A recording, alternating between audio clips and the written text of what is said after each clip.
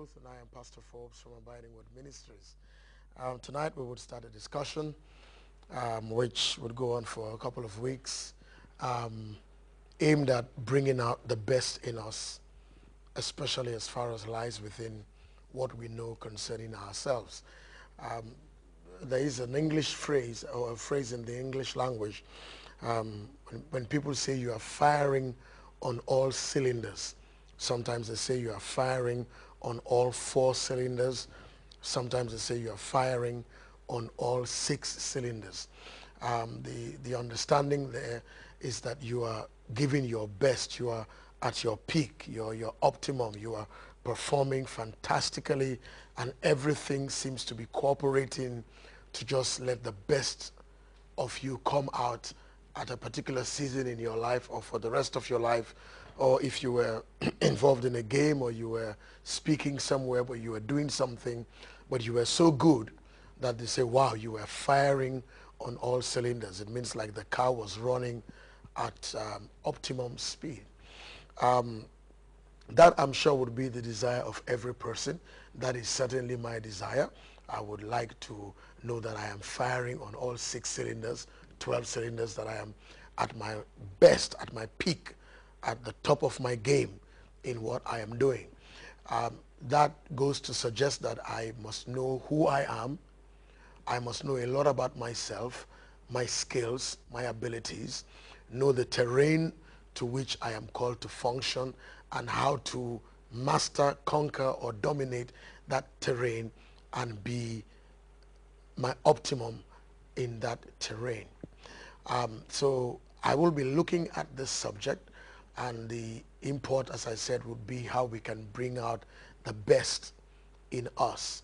I would not want to die a mediocre in life, and I'm sure anybody who really self-assesses will not want to die a mediocre. You want to be the best. You want to be amongst those that are recognized. You want to shine. You want your best to come out. And so it means that you need to know who you are, what are your abilities, your skills, and the terrain to which you have been called, your opportunities, your threats, and all the things that we are taught. But most importantly, I think it's to know who you are. When somebody else defines you as being who you are not, you become a successful possible manifestation of who they say you are, and maybe that is not who you are. So during this discussion, as the weeks ensue, I'll be anchoring my presentation on 2 stories. Possibly one of the 2 stories you may have heard, possibly you may have not heard them, but I will tell you them. I'll read them, and so if it takes a little bit of a time, I'm sure the lessons from the stories would indicate the importance itself of the series. So let me start with the first one. It says, once upon a time, a farmer found an egg. He didn't know what kind of an egg it was, but because he was a farmer and he had a hen that had laid eggs, he decided to add this egg to the brood, the eggs that he had, and his hen brooded over them, and they hatched.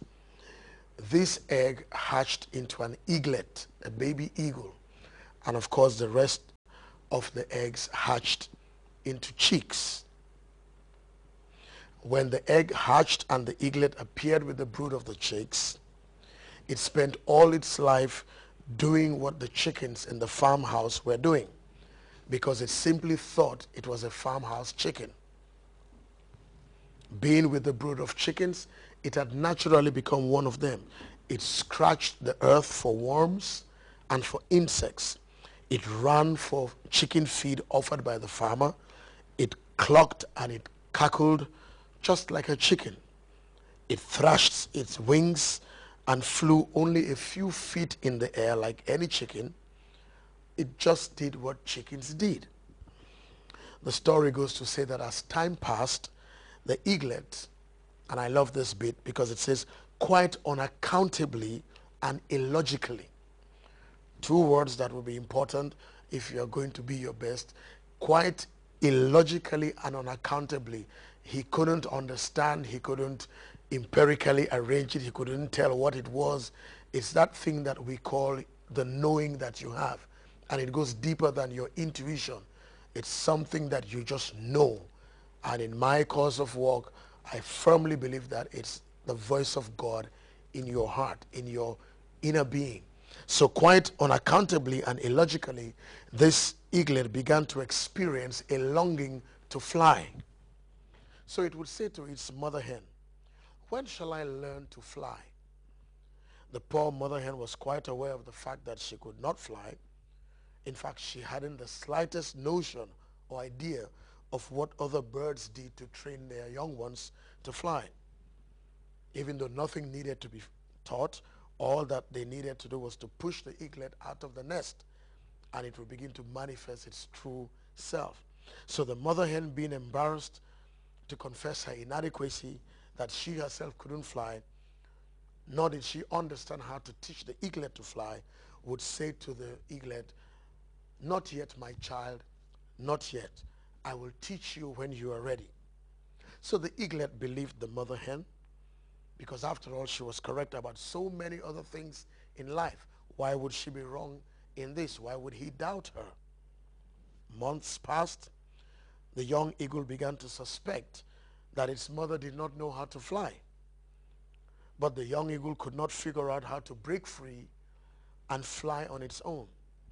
Even though it had a deep longing desire to fly, it had become confused with the gratitude it experienced towards the hen that had hatched it, and the need to break away and leave her behind.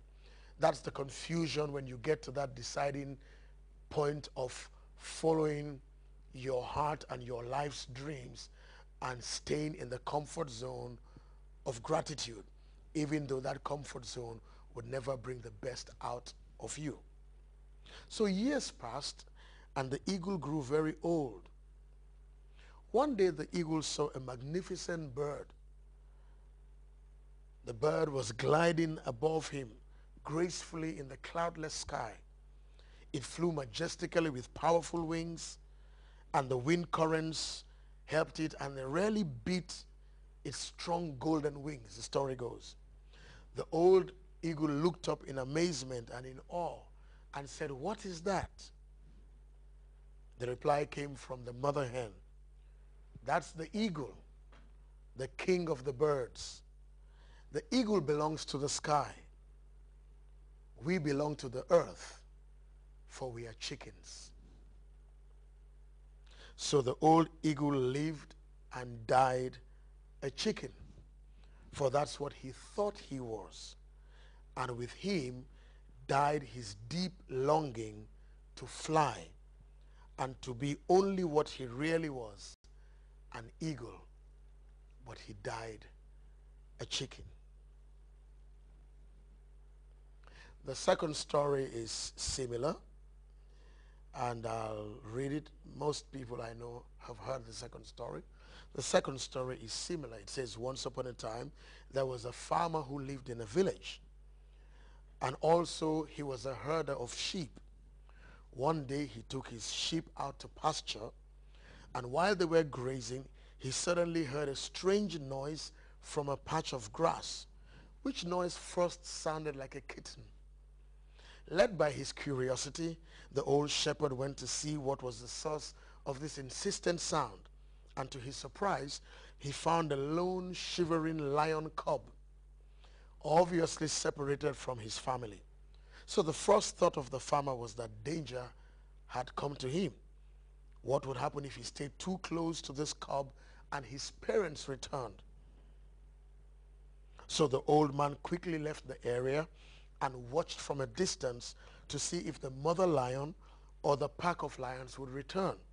However, after the sun began to set and there was still no activity to secure the lion cub, the shepherd decided